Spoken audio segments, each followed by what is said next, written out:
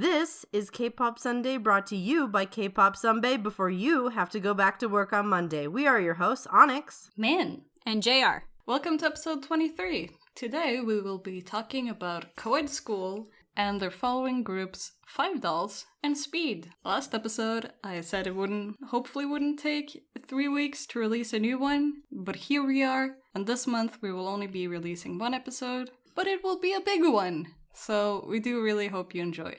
So let us start off with co-ed school and the group's beginnings. So, co-ed school, that's literally its name translation from Namnyo Konghak. The company that put this group together was Core Media, which before this group had artists such as SG Wannabe, which are still an active ballad group, Tiara, very famous girl group, Sia, which also very big girl group, Supernova, boy group, and Hong Jin-young, also known for her trot career.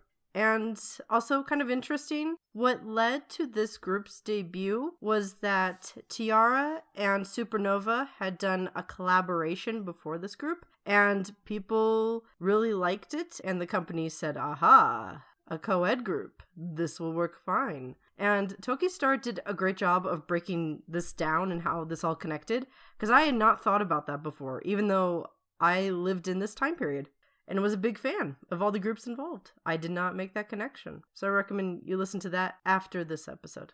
Listen to us first. So let's talk about the members, which in total there were 10. But pre-debut, we only really know about 3 of them. So let's talk about the first member. Sumi was a member of Sia in 2009. So she had already been in a group before this. I believe she was actually the maknae. Like, she was considered on the younger side, but then she became the leader of this group. Then we have Hyo-young, who was known for winning the Miss Chunhyang beauty pageant. And then the last member we know a bit about pre-debut is Haewon, who had the nickname of Little Guhara because of how she looked very similar to Guhara. And also kind of random aside, because we don't usually mention stuff like this, but she won an art contest in elementary school. And this info came out when she was in the waiting room of M Countdown, because she was drawing pictures of the members. So now that you kind of have an idea, let's talk about their debut, which was on September 30th, 2010. Now, this group never had a fandom name or color, which is kind of sad, but let's talk about the members. So there were 10 members in total, as I mentioned earlier, 6 guys and 4 girls. So let's start off with the girls first. The leader of the group was known as Smile Sumi. She was the only leader announced at debut. However, the boys did have their own leader. So supposedly the group had co-leaders, but I did not see, no 2 sources backed each other up on this. But everyone agrees that at debut, Sumi was the main leader. She was also the lead vocalist and also a rapper. She was very talented. And once again, she did debut in Sia. So she already kind of had a bit of experience, and they mentioned that at debut that, she lived in the dorms for longer and she had more experience being on stage. So she was like more ready and more capable. So that's why she was chosen as the leader. The next member was known as One Light Hyo-young. She was a vocalist for the group. The next member was One Star Haewon. She was the vocalist, the maknae of the girls. She was known for being the youngest of the girls in their dorm. And then the last member of the girls was Starlight Chanmi, who was the main vocalist. As for the boys, we have, his name at the time was Sky Earth Yusung. It was changed to Now Jungwoo. He was the leader, apparently, of co-ed school. Then we have Rascal Kwang Hang, who was a rapper and vocalist, Balance Nudie, who was a rapper and vocalist, Solid Sungmin, who was the lead vocalist, main rapper, and true maknae of the group. We have Wise Taewoon, who was the lead rapper. Then we have Hot Blood Kangho, who was a rapper and vocalist, although he did not end up going into Speed. These nicknames were mainly inspired by TVXQ, because back in the day, it was 4-syllable nicknames, like Yongwon Jaejung, Shia Junsu. So that was what inspired the CEO, because he saw how popular their names were. But the public did not like co-ed schools' names. So he said that he regretted it because the public did not like it. It's a bit tacky, but it's very cute. There's certain things that only SM can get away with, like naming. But at the same time, though, I feel like TVXQ's name had more of a variety than co-ed school. And it made sense with their theme, you know? Yeah. They were gods. And then, but this, like, it has nothing to do with school, really. Like, their names, so it just kind of feels tacked on. Well, and also it didn't make sense. Like, Seungmin, like, even though they say solid Seungmin, like, it does not at all allude to the fact that he was the youngest and he was really bratty at the dorms. Like, he was known for, like, he would, like, not shower and then, like, his feet would stink up the room. And so the boys always just, like, hated having to room with him. I hope you have a source. No. There was this whole article, because they did a whole show about, how does a co-ed group live in the dorms? They were separated, which I'll get into later. But yeah, there was just this whole thing about him just being so funny. Brat. And they worded it as brat. Which, like he was 16, I believe, when they debuted. So, not that he should have been a brat, but he was pretty young. So, well, then there's also the expectation that if you're going to be the maknae, you are going to be more childish, which doesn't help. True. Their debut single was Too Late, which, once again, same day as their debut, came out on September 30th, 2010. Interestingly, though, it was first shown as a 3D preview. There was a 3D preview of the music video. There are 4 total music videos for this track. So 2 of them are in 2D, 2 of them are in 3D, 2 of them are dance tracks, 2 of them are full music videos. And you can find all 4 versions on Naver. And they did this just to sort of advertise. And they showed these at the COEX Mall. And their label mates came to congratulate them there, like members from like Tiara came and stuff. And also, this was allegedly shown at Megabox. So for those of you who don't really know much about like places in Korea, the COEX Mall is massive. It is right next to the SM Town building. That's where that mall is. It's huge. And then Megabox, it's a movie theater, but like it's like a nice movie theater. So like for them to be showing off their debut music video there, that shows how much of an investment the company made in them. That's like, it's very impressive. So the track itself was a very pleasant dance track. And interestingly though, that wasn't supposed to be their debut track. Originally, it was supposed to be what later became Tiara's Ya Ya Ya, and then they were also supposed to have My Boo. However, when both groups heard the tracks, they decided that it fit Tiara better. But I personally would have loved to have heard a co-ed version of Ya Ya Ya, because some of the choreography in there, and especially with how the group utilizes the male backup dancers, I would have loved to have seen the group take that on. It would have been... I think Ya Ya Ya would have been a better debut song just because it's so bright. I'm not that well versed in Tiara tracks. Okay. I know a few of their songs, but I'm not sure if I've ever even heard Ya Ya Ya. How about you, Min? Have you heard it? Yeah, I think Ya Ya Ya would have been more of a standout song because It's Too Late is very forgettable in a way. Yeah, I agree. Still a good song though. What I think also they could have done was have Tiara's Ya Ya Ya and then have them debut with that track. So it's like, oh, we know this song. So then people might have latched onto the group better. But they also appeared on gag concerts around this time. And as I mentioned earlier, they lived in separate dorms. And there was a whole, you know how at debut, shows always like to go in and see, how do idols live in the dorms? Mm-hmm. And see how do different idols, like how organized are they? How clean are they? And so it turns out the boys and the girls live in separate, I believe they even live in separate buildings. Oh, wow. And so the girls, obviously like there's less girls and they keep it very tidy. And they mentioned about how Sumi was like the most organized because she'd lived in dorms for longer than everyone else. Whereas the boys' dorm was chaotic.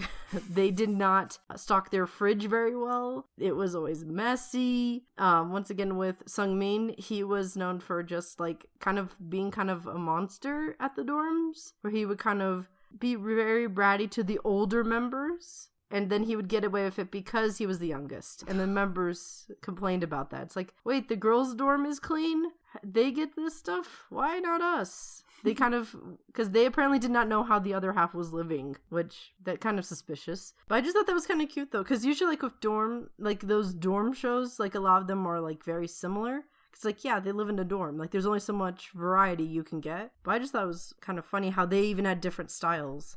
And also, kind of a cool thing for, like, a group that just debuted, their popping dance skills attracted the attention of a member of the Young Turks Club, which was a very famous first-generation group that, like, first-gen idols brag about knowing members from this group. Like, that's how you know they're legends. And it was produced by Lee Juno, aka one of the members of Sotaejian Boys. So you had a member of a legendary group producing a legendary first-generation group, and then at debut, co-ed school got a member's attention. And he wanted to work with them. He was known as Popping Hyunju. As his name sort of implies, he was very good at popping dancing. Like, he's very well known, apparently, in the dance community for his skills, very famous. And he was like, hey, I'd like to perform with you. So he was set to perform a remixed version of Too Late with them. So they were off to an excellent start, I feel like, because they had so much backing from their sunbaes in the company. They were already on gag concerts. They got a member of a legendary group to reach out to them. And also, like, once again, they had a preview at Megabox at the COEX Mall. Like, you're on, like, a good track. And then their second single was, it's a name that many people have trouble pronouncing. It's Birepom Berepom. And it came out on October 19th, 2010. It was a cheerful / hyper dance track. And the music video was very bright, it was colorful, and the storyline was at a mental hospital. And Ham Eunjung from Tiara made an appearance in there, and she broke a wall. Yep. But those were the only 2 singles that they came out with. They released their EP, Something That Is Cheerful and Fresh, on October 28th, 2010. So in less than 2 months, they already put out 2 singles and an EP. It had about 50,000 pre-orders, even though the company had originally planned to produce 20,000. The tracks on there were Too Late, Birepom Berepom, as well as a side track, an alternate version of Too Late, and 4 remixes. So it was pretty much the same songs you'd already heard, just in one nice package. So if you're someone who is a collector of K-pop albums, I would highly recommend collecting this one because it's got their whole discography as co-ed school. And I say that because shortly after Birepom Berepom was released, and after the EP was released, there were a couple of controversies about the group that came out. Pictures of Kang Ho drinking at a bar surfaced, and there were also claims about sexual assault, so the group went on hiatus because of it. The company said the hiatus was actually because they were trying to focus more on Tiara's upcoming promotions. And kind of sad because they did have a goodbye stage, but the group was still active on social media during this sort of time of, hey, we're taking a rest. But unfortunately, that was not the end of the controversy. It was not just Congo. Nuri was seen also drinking underage, and that was also a big deal. And less than a month later, netizens found a video of Haewon's auditioning with Girl Generation Taeyeon's song, Can You Hear Me? And they criticized her vocals, because a lot of people like looking back on audition videos and comparing to, okay, what's the idol like now? So that's kind of sad. And the group also had quite a bit of plagiarism accusations thrown at them, such as Too Late. People thought that was a ripoff of If You Seek Amy by Britney Spears. And Birepom Berepom, people said, was very similar to Lady Gaga's Telephone. So people were constantly arguing over that. So, unfortunately, the group had their last stage on Inkigayo, but it was a goodbye stage, so they were kind of formal about it, on November 28th. They were supposed to have their next comeback on February 11th, 2011. However, this goodbye did not include Hyoyoung, as she had an ankle injury during this time. But even though they were going on hiatus, the company insisted that, hey, they're still going to be an active group. They're just on a bit of a rest. In less than 3 months, they had a bright start, and it also completed with 2 different promotions, 2 singles, and 1 AP. So that's kind of a whirlwind of a group, I feel like. Yeah. I can't think of any other group who's done so much so quickly and gone so quickly. On December 28th, 2010, it was announced that the female members would become a unit group called 5Dolls. However, core media did not come out and say until 2013 that this split into 5Dolls and later Speed would be the end of co-ed, as the group never promoted together after this, but that was their intention. Allegedly, they had plans in the works for the subunits when the group was first being put together, as that's what Hyowon said when she was asked where the guys were after 5Dolls debuted, but we don't know, because they never got put back together. Some people think that it was because of the controversy. Other people think that this was the plan all along. All that we know is that from November onwards, they promoted as 2 separate groups. At first, they were called subunits of co-ed school, but then later they were officially admitted as being full groups that were different. And it wasn't announced until February 2012 that the male unit would debut, called Speed, which is kind of sad. So that's like within 2 years, everything changed. So, Min, could you please tell us about 5Dolls? Because they were the girl part of co-ed group, and they were the first to debut. Yeah. When co-ed kind of broke into 2 separate groups, the female members, Lee So-mi, Ho Chan-mi, Ryu Hyo-young, and Jin Hye-won, became 5Dolls alongside the new member So Eun-kyo. The name 5Dolls was originally spelled with the number 5 and then dolls, though later when core media decided that 5Dolls wouldn't just be a subunit of co-ed but would be an actual group by itself, the name was changed to be spelled 5 as F-VE dolls, just to make it different. It's a bit weird. I prefer the spelling with the number, but that is just me and nostalgia, I guess. The group did not have a fandom color, but they had a fan club name, which was Dolly, which was a choice. But it makes sense since they're 5Dolls, I guess. Logic was made? Possibly. Anyway, in 2011, they released their first promotional single called Lip Stains, which can also be translated into Love Bites, but the translation they use on the music video is Lip Stains, which got released on February 11th, 2011, to build up hype for their upcoming mini-album. Lip Stains didn't do great. It peaked at number 96 on the GAN Digital Singles charts. But less than a week later, Charming 5 Girls dropped, which was their debut mini-album, with the single It's You. And the single debuted on a solid number 51 on the GAN Digital Singles chart and managed to peak at about number 32, which is a whole lot better than barely making it into the charts. The song itself did come with a little bit of controversy due to netizens accusing most of the members to be lip-syncing while performing the song live, which the group's leader, Sumi, later denied. But honestly, on TV performances, it doesn't really matter if they lip sync or not, at least in my opinion, because it's on television. You're not at a concert. You're watching the pre-recorded thing. But that is just me. No, yeah, I agree. No, but also it made me think because there were a lot of people that were complaining about idols lip syncing on stage. But then I believe it was Super Junior who said, yeah, when you have to make some of these long performances, if you want to make them better, sometimes you have to do that because otherwise you run out of breath and you can't perform at all. That was one of the groups that, like, because they were at that weird time where they were, like, before a lot of autotune, but then they lived through it and then they came out the other side of it. Like, they've gone through, like, at least, like, 3 different trends. So they were like, yeah, because when you're recording, you want to get, like, the best sound, the best performance. So sometimes lip syncing is what looks good on TV. Or, like, in the early days of all the first generation idols, like, this was well known that they would lip sync on stage. Or even today with bands, how they can't plug in stuff. Yeah, there's stuff like that you can't plug in. They're trying to rush other people onto the stage. It's not feasible for the groups to sing live a lot of the time, it sounds like. So for people to do, like MR removed and all that stuff. It's not genuine. And I think people put a bit too much weight on it.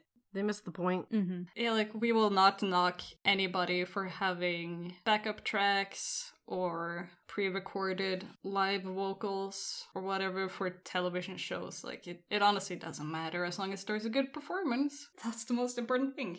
But back to 5Dolls. A little fun thing about both the music videos for Lip Stains and It's You is that Jay Park is actually acting as the male lead in both of these music videos. He's so young. So innocent, so young, back in 2011. Is that fresh off of 2 p.m.? Yeah. Because he was out at 2 p.m. by that time, so... Because he was out at 2 p.m. around, 2010, right? Yeah, so I think this was the abandoned era. Yeah. 5Dolls also did performances with their sister group Tara. They performed It's You together with them on Music Bank, and it's actually really adorable since Tara's Hwayoung's twin sister. They're twins. It's adorable. It's so fun seeing them perform together, even though they're in separate groups. And yeah, you should go look up It's You on Music Bank with 5Dolls and Tara. It's good. And they are twins that look very much alike. Mm. Oh, yeah. Which I didn't realize it until doing research where I'm like, oh. They're different people. Yeah, it's kind of difficult because they both have acted, and I didn't realize they were two different people. For a while, I did not realize that they were twins. That's how alike they look. I just thought, oh, I guess the member of Hood School was originally in Tiara. Like, that's what...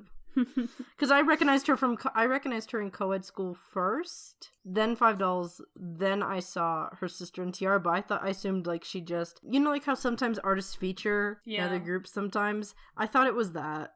Oh. So when there was 7th member, I thought, oh...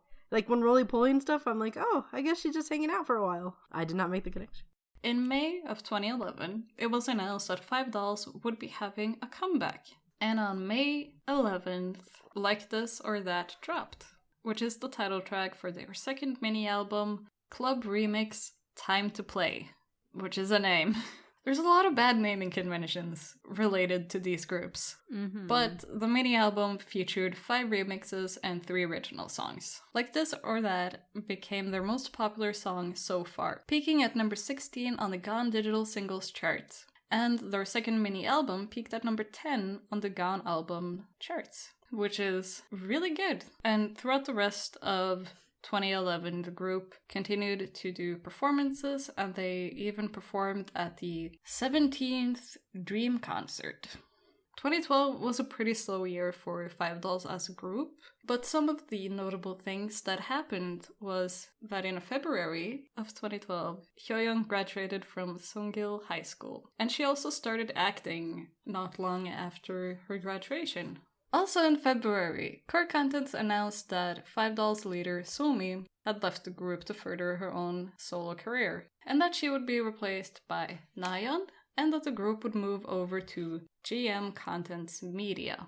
Around the same time, there were also rumors that Sumi was bullied out of the group, but this was neither confirmed nor denied, so it could just be wafty medicine mess. But it is worth mentioning that those were rumors going around at the time, not giving the group the best set of publicity, even though they're just rumors. Later in 2012, there also were a lot of speculations that Chanmi would leave the group due to her profile disappearing from GM Content Media's website.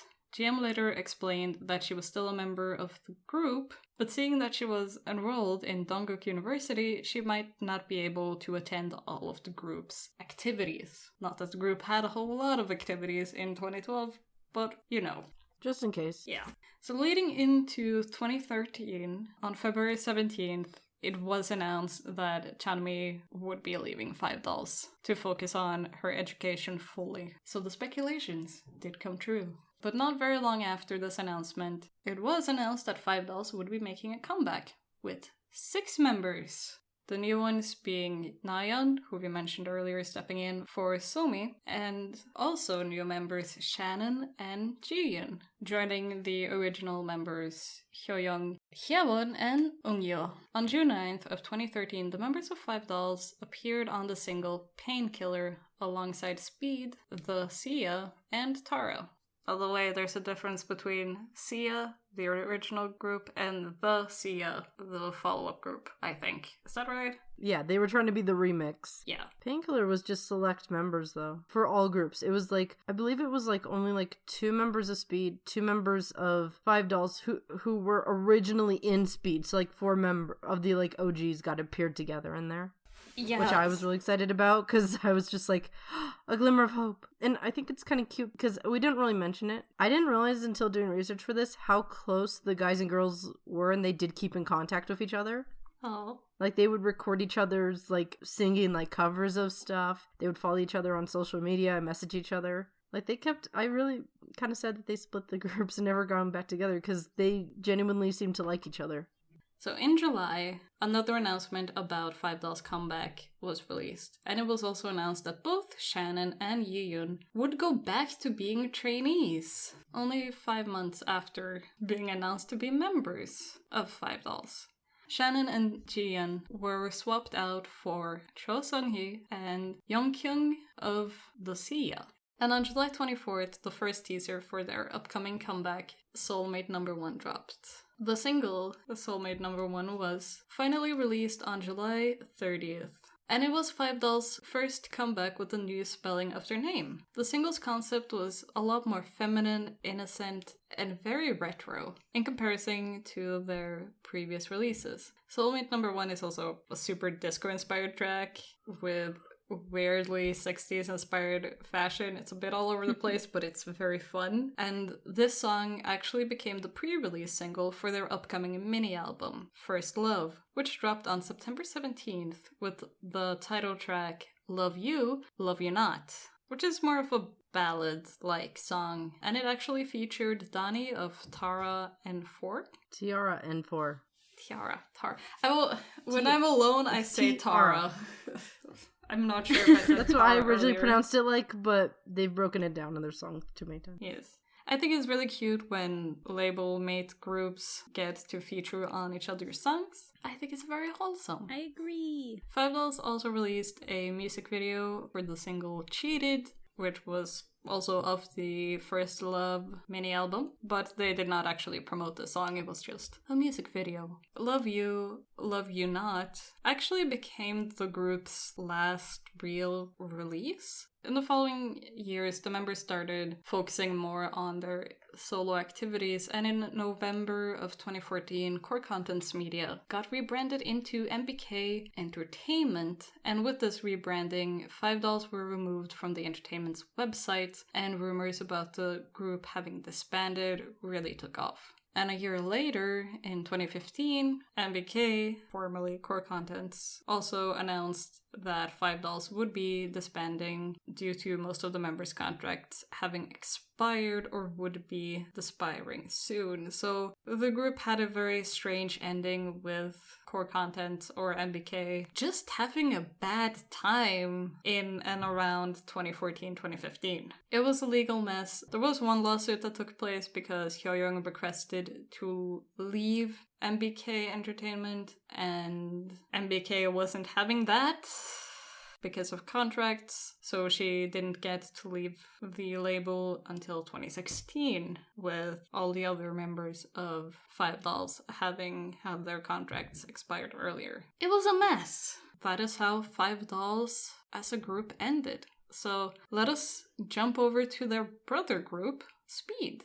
So, as we already mentioned earlier, in 2012 it was announced that Speed would break off and be a subunit of the male members of co-ed school. And finally, in mid-December of 2012, it was announced that they would have their first official comeback as this subunit. The announcement described the upcoming release as a dance track with some R&B sounds and stated that famous actress Park Bo-young was going to feature on it. Upon this debut, the group now consisted of Taeun, who took over as leader, Jungwoo, Sungmin, Jungkook, Sejun, and the additions of Yuhan and Taeha.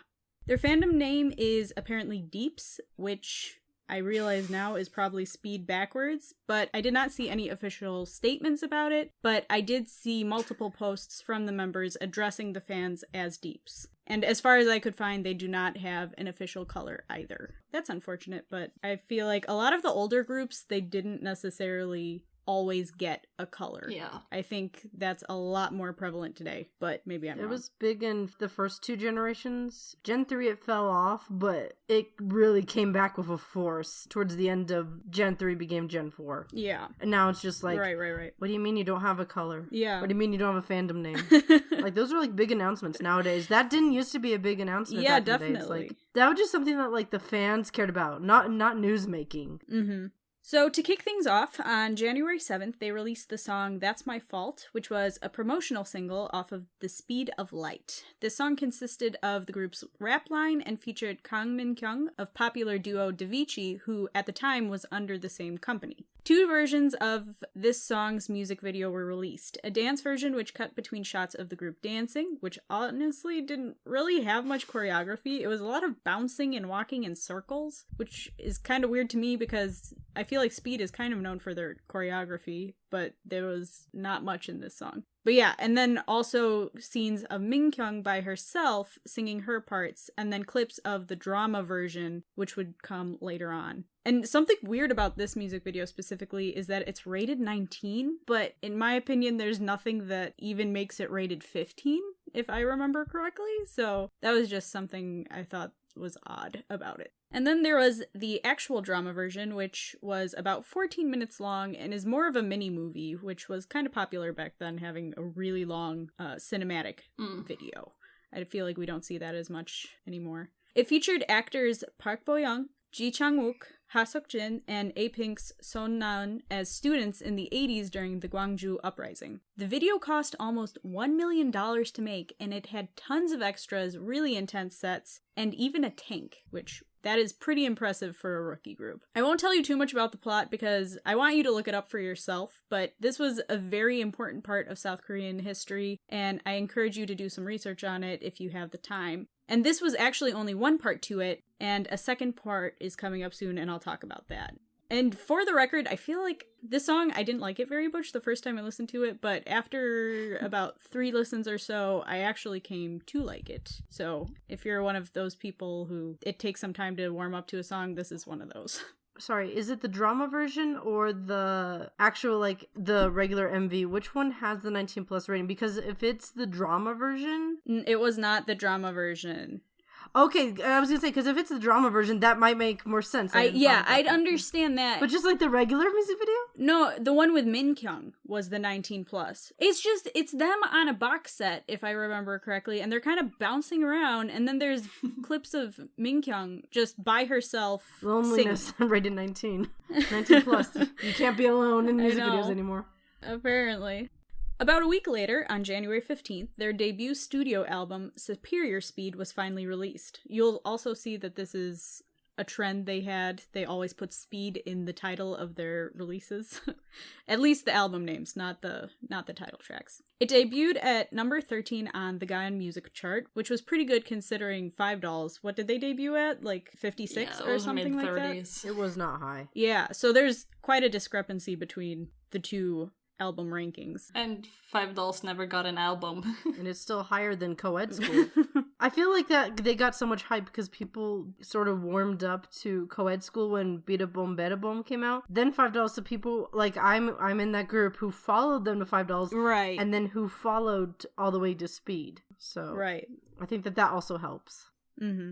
So, as I mentioned a little bit already, they were going really hard for their first debut song, and they had famous producers. The album itself had quite the lineup of featured artists, including Park Bo-young, who would feature on one of the songs, and Davichi's Min Kyung, who was in the pre-release track, and also the Sia, who we've mentioned already a few times before, who was another Core Contents media duo. Not to mention that the That's My Fault music video had that star-studded cast we mentioned at the beginning. This practically never happens with rookie groups. In fact, I mention here, occasionally a group's debut has a sister or brother group's member feature in it, like Solhyun in N-Flying's debut, or Oh My Girl's Liar has Gongchan's picture in it.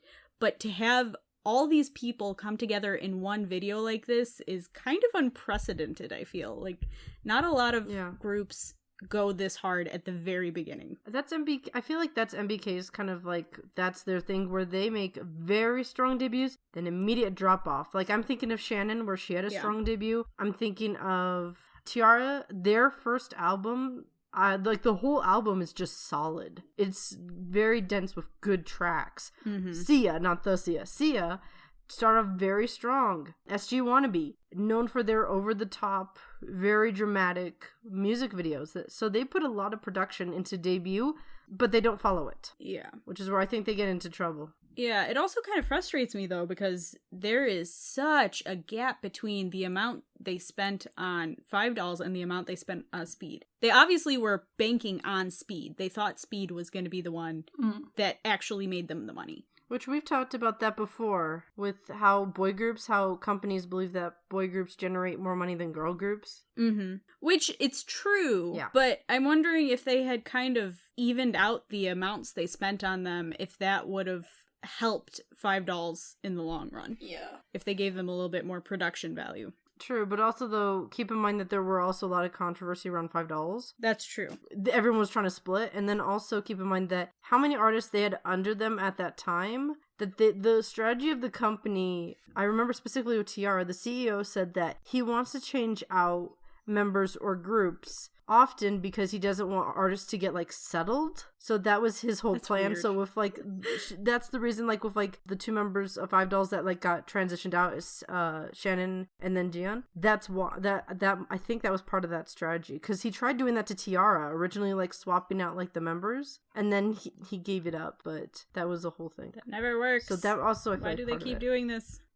The title track, It's Over, is actually a really great song. It reminds me of early-ish Beast, the sound and the choreography too. And Beast had already been out for quite a few years now, in like the late 2000s. So I could see if they were getting their inspiration from them.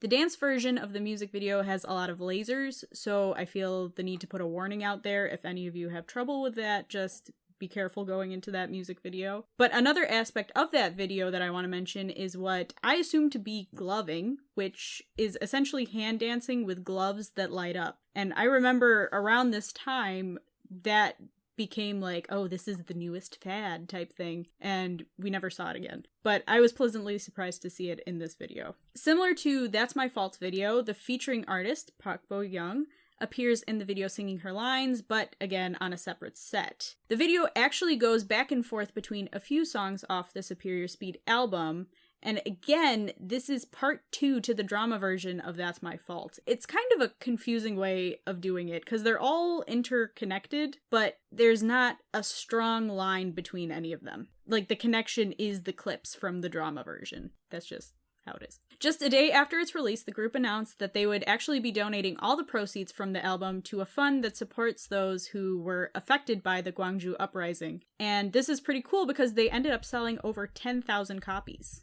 A few days later, on the 22nd, the group released their third music video for this era with the song Never Say Goodbye. The content, again, just recycled footage from the last 2 videos, but the song is much slower, more ballady. Now, at the end of January, they won the Rookie of the Month award from Psy World Digital Music Awards, and it looks like this group is no longer doing this. I was very hard-pressed to find information about it, but they won a Rookie award, and as far as I know, that's might be the only award they actually ever won. I did not see anything else while I was researching, so that's unfortunate, but it is what it is. At the beginning of February, they held their first ever fan meeting, with fans even flying in from Japan, which is a true testament to their popularity during this time. A few days later, on the 9th, Speed, with their older sister group Tiara's help, fulfilled their promise from the previous month of serving 1,000 fans bowls of soup as an act of appreciation. To keep this breakneck momentum going, on the 20th of the same month, February, Blow Speed dropped, a repackage of Superior Speed. I personally cannot think of another group that had a repackage so soon after their comeback. That's really soon. Not within the same month. It's practically 2 weeks. Yeah. It's about 15 days. Yeah. Yeah. Usually there's like a month, maybe 2 between repackages, but this was incredibly fast. Again, they remind me so much of Beast in multiple ways. So kind of by default, I like their music because I really like Beast's music from that time. And the song is super angsty and so is the video. Also, this was when dark eyeliner was a big thing. So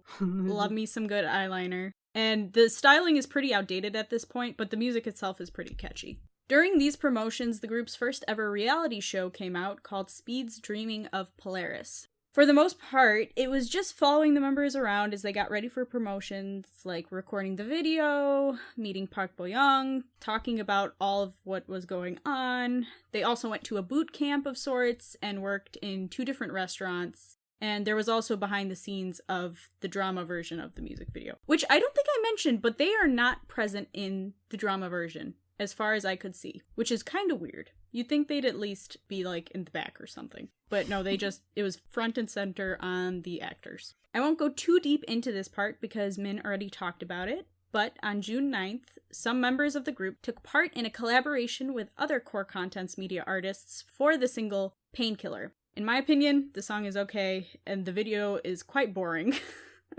which is unfortunate. It's just Eunjung walking around an apartment, and that's it. There's not much to it at all. Wasn't it supposed to be a sequel to another music video? I don't know which one it would be. That was like part 2 of a music video where like someone that she loved was in the hospital dying, and then this is like the after when she's coming home from the hospital after the person's passed away. I'm not sure. I mean, that would make sense. Because like the song is about breakup, but the music video is about death and like grieving over death. I mean, they don't really... Painkiller doesn't really... The context that is given through, like, context cues are that she is no longer with her significant other, and it's killing her, she needs a painkiller. But then she kind of dies, maybe? I don't know. She tries to... There's, like, a whole part about, like, trying to turn back time, and time won't turn back, and I don't know. It was... And it how was time just stops. yeah. The whole time I was waiting for other members to come and join her in the video. Yeah, I was too. Yeah, which is very disappointing that it was only her. Like, she's pretty. I can watch her, I guess, for 3 minutes. But it was just such a boring video, in my opinion. I feel kind of bad saying it. If you take it as a music video that's showing like the immediate aftermath, right? If it's a sequel, that makes sense. It's perfect. Yeah. Like it's like if you make it like that's the context in which I always was informed that that's what the point of it was. That it was a sequel to something. Yeah. So if you can find the first video, we can add it into the script here. But I did not see anything stating that it was. To my memory, though, it had nothing to do with 5Dolls or Speed. Which is fine. They collaborated on the track for this, so they were not involved in the original part of the project. But I like it. Yeah, the song's nice. It's just... I've seen multiple ports of a statement coming out of Core Contents Media during this summer stating that they had no plans for co-ed school to come back together ever again. But, like I mentioned, it was just reports. I have not been able to find an actual statement from Core Contents, probably because, in a second, I'll talk about it again, but Core Contents is no longer a thing. So maybe it's just because the website's gone, or something like that. But it is true, the groups never came together again, unfortunately. So, yeah, that was their last promotions for the year with Painkiller, and everything ended quietly. But the new year was about to kick off with some new promotions. So to start the year off, Jungkook featured on a fellow agency member, Shannon's pre-debut single, Remember You. And like we mentioned already, Shannon had previously been in some 5Dolls releases, and it seemed overall that the artists under Core Contents Media were very close. They seemed to always be supporting each other and showing up on each other's work, which I love. I love it when agencies, there's like a tight-knit group between the people within the agency and they're just constantly doing collaborations. I love that. But anyway, this pre-debut single, Remember You, was meant to be an anniversary release as she was coming up on being a trainee for 3 years. And she has such a pretty voice, and Jungkook's voice goes really well with it. But this song, it sounded something kind of like a Christina Aguilera song that would have been released in the 90s, which isn't a bad thing, but this song was released in 2014, so I don't really know how to feel about that. But just in general, it's a shame that Shannon hasn't gone farther in her career because she's got a really nice voice. She's very talented. And a side note, if you do want to see more of her, she was in a drama in early 2016 called Moram School. It's incredibly confusing and not that well acted, but there's a lot of familiar faces and a very, very diverse cast for a K-drama. So, throwing it out there. I don't necessarily recommend it, but just to let you know. Her debut track was also really good. So finally, after almost a year since their last comeback, CCM released a statement about Speed's upcoming promotions. This included information regarding the showcase for their mini album, which would occur on February 12th at the Uniqlo AX Hall in Seoul. And something cool about this venue is that it was the first in South Korea erected specifically for performing pop music, and it seats around 2,500 people. Soon after, on the 16th of February, Taewoon's solo and the album's pre-release track Focus was dropped. And it's honestly not my favorite thing, but not everything is for me. I understand that. It was for me. I feel like I can't believe I haven't mentioned it up till this point, but Taewoon is Block B's Zico's brother, his older brother. And I feel like in this song, he really sounds like him. Or Zico sounds like his brother. I don't know. Vice versa. Whichever one. But yeah, it's just a really loud song. The choreo is amazing. Just 2 days later then, their first mini album, Speed Circus, was released. They also released 2 videos, one, Why I'm Not, which was a second track, and Don't Tease Me, which was the title track, and probably my favorite track of theirs so far. And I feel really bad because I'm constantly comparing them to other groups here, but I feel like this is such a Block B song in terms of how it sounds. Some of the choreography is reminiscent, I would not say that Block B is as good of a dancing group as them, because I feel like Block B is not known for their dancing in the slightest. They got good dancers. They're good dancers, but they're kind of one of those groups that dancing is not the point of them that they push forward to the public. You know what I mean? Exactly. Like they got really good rappers, they got really good vocalists. That's kind of their focal point. But yeah, especially with Taewoon's voice, if I had heard this song without paying attention to it, I probably would have thought it was by Block B. And that's not bad. I like Block B's music, but just saying. That being said, it's a really catchy song, and I love the circus concept, and the choreography is incredible. Highly recommend you go out and watch the video for that. And in fact, I'm sure you've seen on Tumblr or some social media a gif of their dancing. This one, 4 members grab one member's limbs, swing him backwards, and another member flips over that member that is swinging. Like a jump rope. Yeah, it was so cool. Also, lastly, on this song in particular, I could not find an actual music video. The only thing that I could find was a live performance from their showcase on MBK's YouTube channel, which was labeled as a music video, but it was just footage of them on a stage. There was no fancy sets. I mean, they were dressed up and they had makeup and stuff, but otherwise, it wasn't a true music video. So soon after the release of Speed Circus, the group came back with a repackaged album called Look at Me Now. A pre-release track called Zombie Party, which featured Shannon in the music video itself, was dropped on March 18th. This is just a really fun song with really fun choreography, and I feel like it could have been really big had it been released during Halloween, but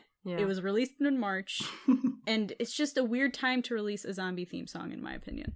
Finally, on April 3rd, the long-awaited title track of the repackaged album was released. This song was named the same thing as the album, which was Look at Me Now. The song is pretty good, but again, as fans have commented on the music video, it just does not do justice to the song. It's simply the group dancing in a field and under a bridge. And the choreography is fine, but it's not enough to carry the video in my opinion. Especially coming off of Don't Tease Me, which had like really stellar choreography. It was just kind of lackluster, unfortunately. They got tired. Yeah.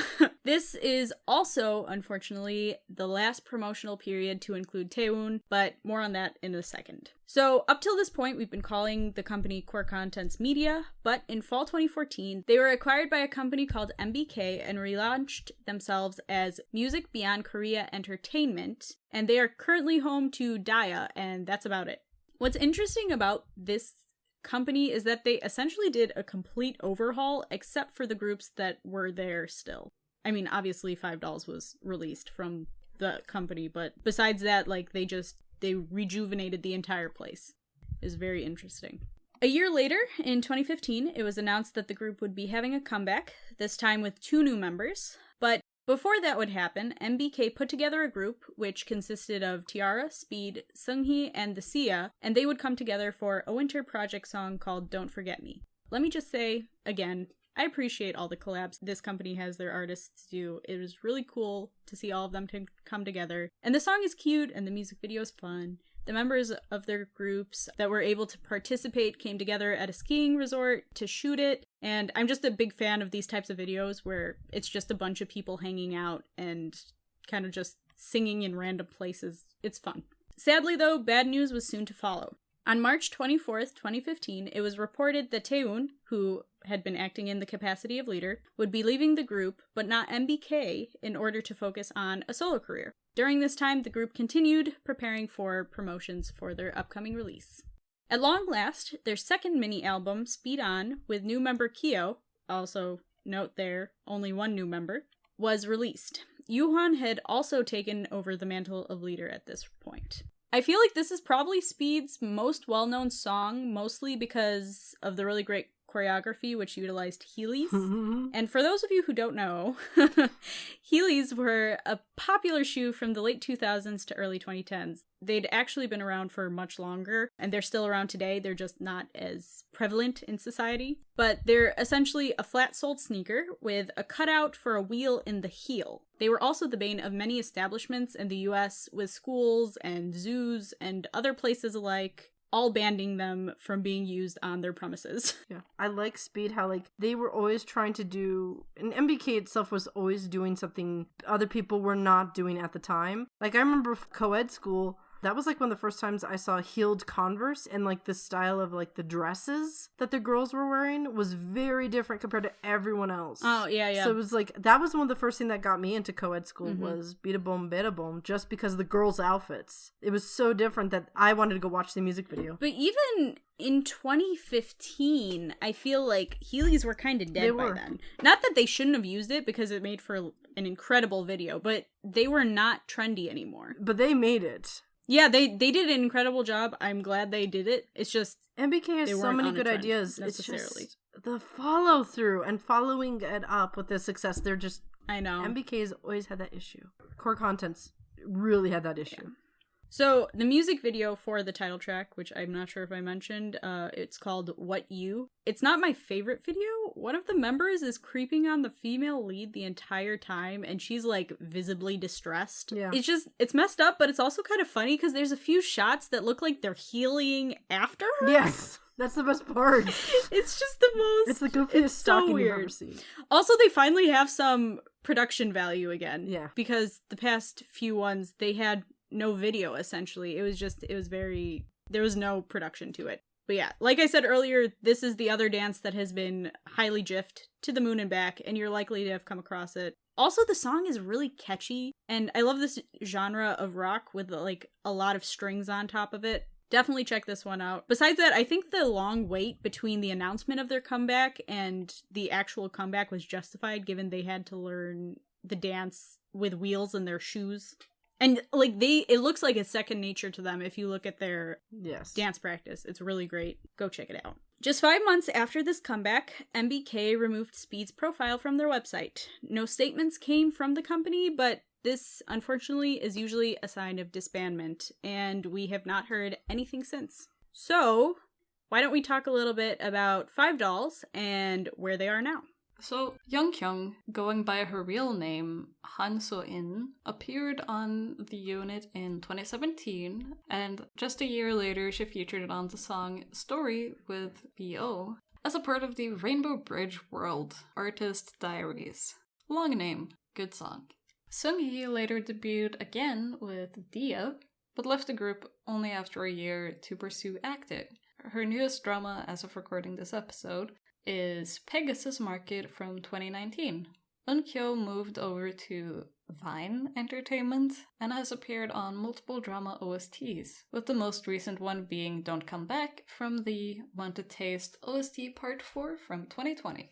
Hyewon signed with Key East and also started acting, with her newest drama being Secret Queen Makers. which came out in 2018. Hyoyoung continued acting, and her newest drama is Grand Prince from 2018. As mentioned earlier, Shan moved over to a different agency and released her first single in 2015, and she has so far released 2 EPs and multiple singles, but in 2019 she left her agency and has, as of recording this episode, not re-signed with her new one, but she does have a YouTube channel and is active on Twitch under the name Arumi Shannon.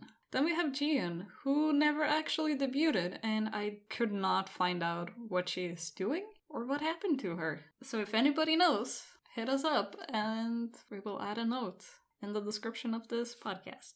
Chanmi appeared on Produce 101 in 2016 and Mix 9 the following year. And this year, 2020, she opened up her own YouTube channel and just released her debut single, Lights. Kind of a side note about Chanmi, she has been in some controversies relating to bullying, but as we mentioned earlier with the bullying controversies, they're mainly just been rumors, and I've not been able to find any actual confirmations if this is actually true. It's just mostly forums, blogs, and netizens discussing it. So take it with a grain of salt. I feel like it was kind of mentioned in the first season of Produce 101, but if I remember correctly, they made her look very sympathetic. So, like, obviously they can't have the bully on and be like, she was a bully. So it seems like she has come forward saying she's innocent from the shows she's been on. Because they do, like, interviews with the contestants, and everyone's like, oh my goodness, she was in co-ed school in 5Dolls, and that's always shocking.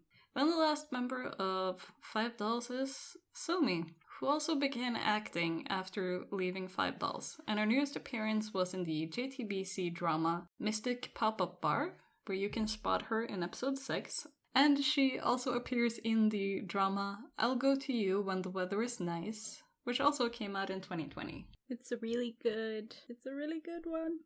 Let us now go over to what the Speed members are doing today. Starting off, Taehoon was obviously the first person to depart the group, and he stated his desire to embark on a solo career, and that meant his first stop was the 2015 season of Show Me the Money, which was season 4, and the show aired from June to August, and notably had Taehoon's younger brother Zico as a judge/mentor. He got into the top 24, but ultimately was not chosen to go on to the next round. After the show's end, there were reports of a song release with his brother Zico, but I was not actually able to find the song itself, which is really weird. So I guess it was never released, or I just didn't look hard enough, or I don't know what happened there. If I find it, I'll add it into the script, but until then, who knows. Also in 2015, it was revealed that he had signed on to Million Market, where he would produce music under the name Woono, with the W being the Korean symbol for won, which is the Korean currency. If you're ever trying to look him up, it might not come up unless you do it that way. A year later, in 2016, under the name Woono, he again went on Show Me the Money 5, but did not make it through to the end after being eliminated in the 3rd round. Then in 2017, he joined yet another survival competition, this time YG's Mix 9, but in the end he did not make it through to the final group, which doesn't even really matter because YG never debuted the final members. That is not speculation. The company actually, just canceled their debut. It was very frustrating. Moving on to Jungwoo. On January 27th, 2016, he revealed through his Instagram page that his contract with MBK had expired, effectively taking him out of the group. I saw multiple reports saying that he signed with Maru Entertainment, which I've also seen as a subsidiary of MBK, but I couldn't find any sources for that, and he's also not listed on their Wikipedia page. But I did find a Reddit thread that said he joined them, but there was only a link to a tweet that was unavailable, so dead end there. He has a Twitter and a YouTube page, both will be linked. Next is Sejun, who a day after Jungwoo's announcement, on January 28th, 2016, announced that he would be pursuing a career in acting while still under MBK, but no longer would be a part of Speed. The only information that I could find after his departure from Speed was that he went on the unit in 2010. This was an idol rebooting show, which focused on idols that had previously debuted in groups that did not do well. He made it into episode 7, ranking number 51, but unfortunately for that round, 37 was the cutoff, so he was dropped. Now, Sungmin, who actually has been in quite a few notable works, left MBK, and in June of 2016, he joined Star Camp 202 as an actor. Since then, he has appeared in School 2017, really good drama, highly recommend, and another drama called Reunited Worlds, along with 2 others I believe he was in. I'm pretty sure he enlisted sometime in 2019, but I can't find a source on it. But his sister, who is IZ*ONE's Choi Ye-na, has posted pictures with him while he was on leave a few times. So he did enlist at some point. I did see pictures of him dressed up in a military uniform. So he did go. I don't know if he's been discharged. Maybe, maybe not. His Twitter actually hasn't been posted on since 2018, so I'm not sure exactly what he's been doing. So for Yuhan, I did not find a lot about him. His Twitter is mostly dead, even though he's got in the 40,000s, I think, of followers. And the Instagram pages I found looked really sketchy. There was a Reddit thread saying that he's still under MBK and that he modeled for a dental clinic, but that was in like a year-old Reddit thread, I'm not sure. And something that's really crazy, because I was really trying to find MBK's website, but only dead links ever came up. And even when I searched for their recent group Daya, I could not find a website for MBK. I don't know what's going on with that. I can't believe that like an active group does not have a website, but I don't know. Did any of you guys have trouble with their website? I had trouble, but Korea is not very good at websites. I'm gonna be real with you. Like, even like some of like the biggest companies do not update their websites. So just, if you don't find stuff on like official companies online, just know that that's a Korea thing. I did not know that till I went there. It's really frustrating. Someone was saying that Yuhan was technically under them and you could see it on their website. It was a year old, the thing I saw it on. So, I mean, it could have died since then, the links. Honestly, I was like, are you serious? They don't have a website? That's the reason why you really gotta screenshot stuff. Stuff just goes. Yep. You gotta save that stuff, take pictures, because no one keeps anything.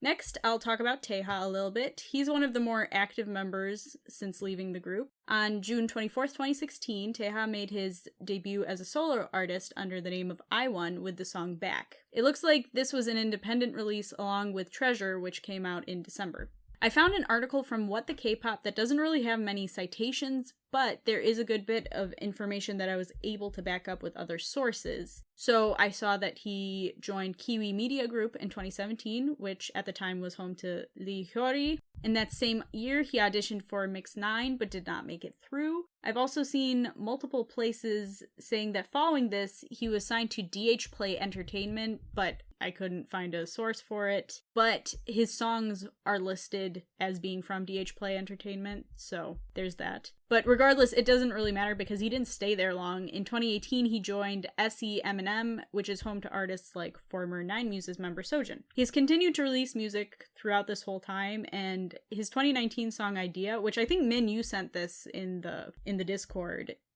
I love that song so much. I'm so glad you sent it to us. Highly suggest check it out. All his music is really good, and I didn't even realize he was a Speed member when the song came out. Another member, Jungkook, after a lot of researching, I found that he's part of a band called Han Rock. I listened to their song Be Myself, and it's actually pretty good. I'll link his socials as well as the groups, and you can see what they have on there as well. Finally, we'll talk about Kyo. Poor Kyo obviously only had one promotional period with Speed before their disbandment, and there was talk about him joining an upcoming boy group, which I think was supposed to be IM66, but MBK has not debuted a boy group in a while. H&D is a duo, so I'm not counting them, but I haven't found a lot of information on him. But in 2017, he also went on the unit with former fellow member Sejun. He unfortunately did not even make it past the first episode, and I'm pretty sure his performance didn't even air, so that's unfortunate. So finally, we're gonna see what the 2 members of co-ed school that left completely are doing now. One of them was in Speed in 2012. The other ended up leaving co-ed school before that happened. Onyx, take it away. So, are you guys ready? Now, this is going to be a wild ride. So, there were 2 members who did not continue on, and that was Kanko and Nuri. So, Nuri, first off, he was listed to be a member of Speed, but did not continue Speed because he left in September of 2012. There's been no other info of him, but you might be interested in knowing that the Twitter handle that had been linked on a couple of different sites to his, I went to that Twitter account and it has been suspended for violating the Twitter rules. I don't know what he did, but you bad boy. Haven't heard from him since. Let's talk about Kanko. So, he was the one that originally, led to the group's rise and controversies and stuff. Because first off, he was accused of rape pre-debut. It was in a post, but it never had been, there was never, a statement or confirmation. As always with this stuff, we're coming out of the woodwork saying they also, but it was never, on, accounts that, kept, up with, info. So it was never confirmed, but that was what it was. And then he left co-ed school, never went into Speed. 2016, he was caught with going to Canada, but not just going to Canada. He was trying to smuggle drugs, and he was charged for it because he had some pills of MDMA, and he also had some rolls of marijuana when he went to the Netherlands because he had a buddy who was a drug dealer there. And then in 2017, he was apparently smoking marijuana in his car, and he admitted to the drug charges, and then he recently had something else come up relating to that. So, yeah. He doesn't have a Twitter anymore either. I tried looking him up, and nope, no more Kanko. Wild. Do you guys remember out of those weird nicknames what his was offhand? Hot Blood was his Hot Blood. Yes. Oh my goodness, yes. That was Hot Blood Kanko. Sadly unfortunate. Yes. Just as a reminder, marijuana is very heavily punished in Korea, and if you're outside of Korea and doing it, you also get in trouble. So just to sort of wrap this up, I think this is probably one of the shortest groups, as in how much they were promoted and how much they were actually active as a group. Total co-ed group with 10 members was so short, but they were still very iconic, I feel like. Yeah, agreed. And I don't believe that they, obviously, 5Dolls and Speed came out of them, but I don't think that they really led, it wasn't, after their debut that it led to, the rise of co-ed groups. I don't think that really came back into being a thing until later. That, it wasn't, a connection. I remember when Super Junior debuted, it led to the big groups. But I don't think that's the same thing for co-ed, unless you guys... No. I think it was more co-ed groups doesn't work. I think people took it as that, even... But I think it's cute, though, for a long time, they would all follow each other on Twitter. And apparently, they still, talk to each other because they would, film each other when someone would be doing a cover. It was mentioned, so it was filmed by so-and-so who was in the room. And it was among, it wasn't just, 5Dolls keeping together and Speed being together. It was in mix. The members would mix together. Sungmin still has Speed in his Twitter or Instagram handle. Yeah, he still lists it, which is, I once again, just the fact that they still kind of have a bond. Mm-hmm. Most of the members do. Some of the members, they've said they In fact, I think Jungkook's personal Instagram had his latest picture had a picture with all, some of the members.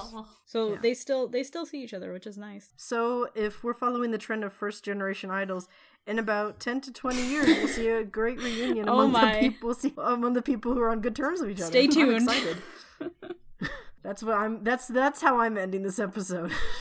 Should we move over to the trivia of this month? So here's my trivia question of the day, which, because we're wrapping up in one episode, I'm just asking it to JR and Min. I will be very disappointed if you do not know this. Which Unpretty Rap Star 2 contestant was in a trio with Eun Ji-won and Mr. Typhoon? Was Hayes the second season? I don't remember. I think I only watched the first season. Is Kitty B in season 2? I have no clue. She was in Unpretty Rap Star 2. Was she? And I think she was also in Unpretty Rap Star 3. That's what's coming up on Google. Okay, do you have any other guesses? I'm not Do you have any other guesses who this person could be? Who else was on? Was Cheetah on season 2? She was on season 1, I think. Jessie was on season 1. I know that. Yeah, you're right. First of all, the group name was Clover. Oh! And the girl who was the member who was in there who was also an Unpretty Rap Star was Gilme. I knew that. Sorry, that's the Hangul of it. I knew that. She was also the maknae of this little group, which I did not know that. Yeah. But she was born in 1983. Oh, wow. And she was considered the maknae. Yeah, and they came out, do you know, so what are some tracks that Clover have released? Because I think you know this group. I don't know. Honestly. La Vida Loca. You'll recognize it. They also did Anin Oppa, which is like A Guy I Know, Pork Soup. Listen to the song afterwards. You know the song. Eunjiwan's hair is a choice. I know. Not his best hair. But I love that him and Mr. Typhoon collabed for this because he was with him for like Adios and a bunch of others, and a bunch of people think Mr. Typhoon might be part Mexican because he brings in a lot of that influence, but there's never been anything confirmed. Anyway. Interesting. Very interesting. Good piece of trivia. But yes, so Gilme was at one point in a trio with legendary Eunjiwan and Mr. Typhoon. Song of the day. Woot woot. For today's song of the day, we're doing something a bit different. Since we've been mentioning a lot of different songs this episode, I don't want to share some other unknown thing. So for today's song recommendation of the day, I'm gonna recommend Co-ed Schools, Better Boom, 5Dolls, Like This or Like That, and Speed's Don't Tease Me. Because all of these songs we've talked about today, and they're all great. And if you don't want to listen to all of these artists' full discographies, I'd recommend these 3 songs. I like that. That's a good idea. Yes. And go listen to Clover, La Vida Loca. I'm not kidding. Everyone loves this song. Thank you for listening. If you enjoyed the episode, then please make sure to rate, subscribe, follow, and tell your friends about us. If you want to interact with us or just see more of our content, then you can follow us on Twitter at KpopSundays or on our other social media platforms, which will be linked in the description. Thanks, everyone. Bye. Bye. Annyeong.